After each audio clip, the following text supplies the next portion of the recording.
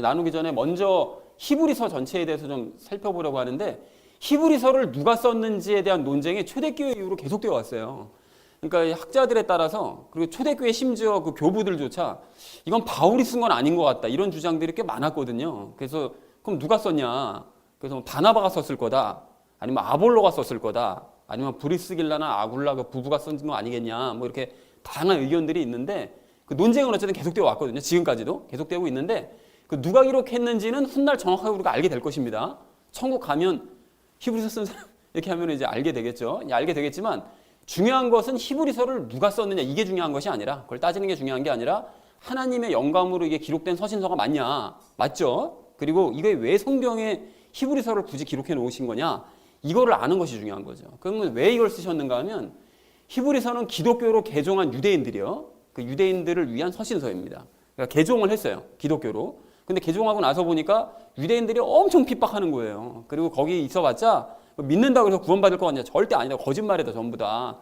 행위를 열심히 해야 돼, 행위를. 이 유대인들이 자꾸 유혹하는 거예요. 그러니까 핍박받고 유혹받으니까 막 흔들리는 그 유대인들 때문에 쓴 서신서라는 것이죠. 그래서 핍박과 유혹에 흔들리는 그 유대인들로 하여금 예수님이 구원자라는 사실을 굳건하게 믿게 하고 용기를 갖게 하기 위한 목적으로 히브리서가 기록된 거다라는 것을 확인하셨으면 좋겠고요. 더불어서 이제 모든 성경이 그런 것처럼 그 유대인들만을 위한 서신서니까 우리는 볼 필요 없냐? 아니죠.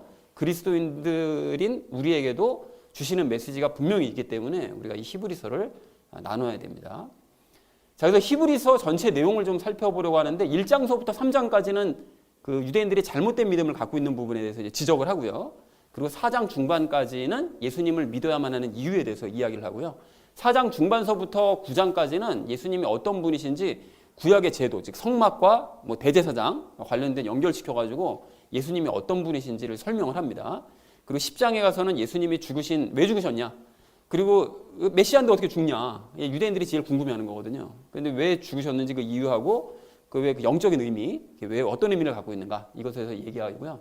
11장에서는 우리가 잘 아시는 것처럼 믿음이 아니면 하나님을 기쁘시게 하지 못한다는 그 구절, 그래서 믿음으로 승리했던 그 조상들에 대해서 얘기하고, 12장에서는 예수님을 향한 굳건한 믿음으로 이 고난을 극복해야 된다라는 사실을 얘기를 하고요.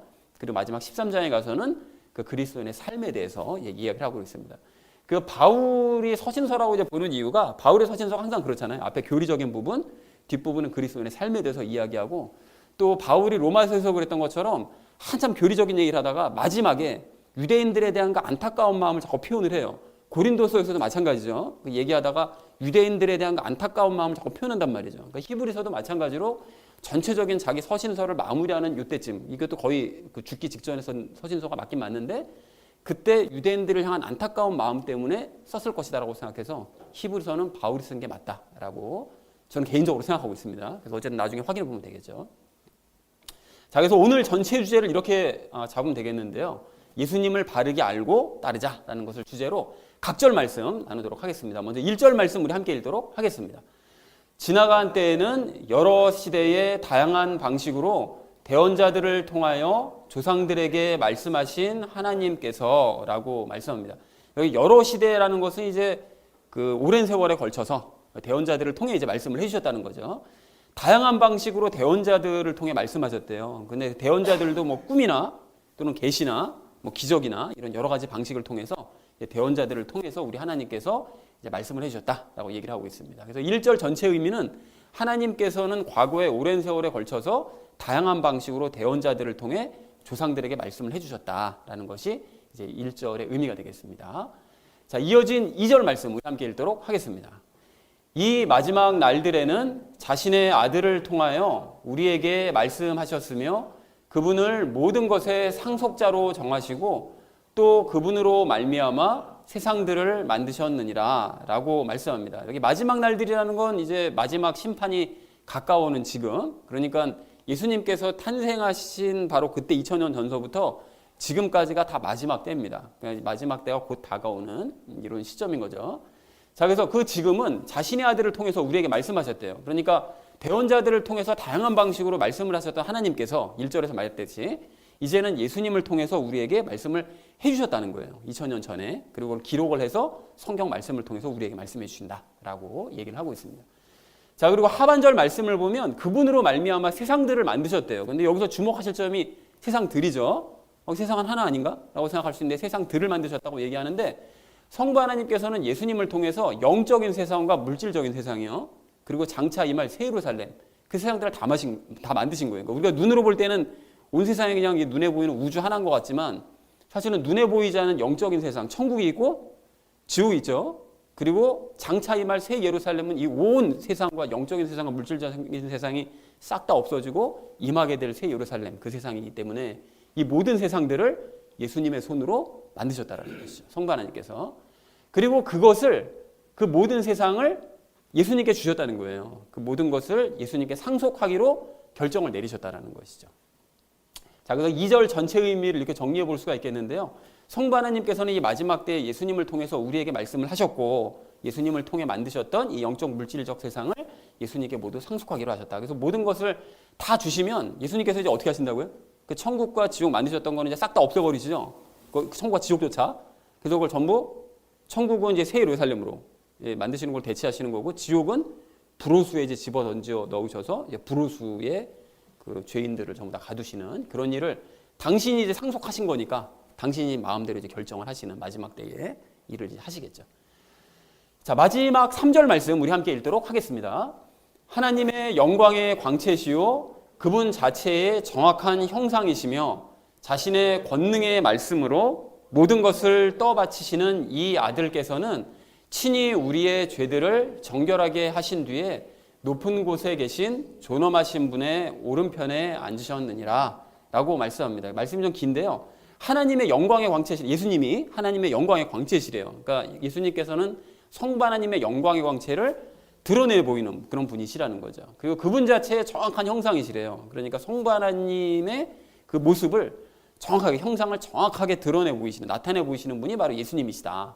그렇게 될 수밖에 없는 게 성부 하나님께서 말하게 하심을 따라 말하고 행하게 하심을 따라 행하시는 그런 삶을 사시니까 그 모습을 정확하게 드러내시는, 그 형상을 정확하게 드러내실 수밖에 없었던 거죠. 그리고 자신의 권능의 말씀으로 모든 것을 떠받치신대요. 그러니까 예수님께서는 당신이 창조하신 이 온 세상을, 영적인 세상과 이 물질적인 이 모든 세상을 말씀 한마디로 다 유지하시는 거예요. 운행하게 하시고 유지하시고. 그러니까 태양이 정상적인 속도로 은하를 돌고 태양 주변을 우리가 공전하고 자전하고 하는 이 모든 것들이 예수님 말씀 한마디 그 규칙에 따라서 수학적인 계산에 이제 정확하게 움직입니다. 그러니까 이 모든 것을 말씀으로 운행하시며 유지하시는 분이시다. 그분의 이제 위대하심을 얘기하는 것이죠. 그리고 친히 우리의 죄들을 정결하게 하셨대요. 그러니까 친히 십자가에 못 박히셔서 우리를 이제 죄와 이제 분리를 하신 분이 우리 예수님이시다. 그리고 높은 곳에 계신 존엄하신 분은 당연히 성부 하나님을 얘기하는 것이겠고요. 그리고 오른편에 예수님이 지금 앉아 계신데요. 그러니까 예수님께서는 성부 하나님께서 이제 마지막 심판을 명령하실 때까지 이제 가서 심판하거라라고 이제 말씀하실 때까지 성부 하나님의 오른편에 앉아 계신다라는 것이죠. 모든 사역을 마치시고 지금 대기하고 계시는 것입니다. 우리를 위해 중보하시면서.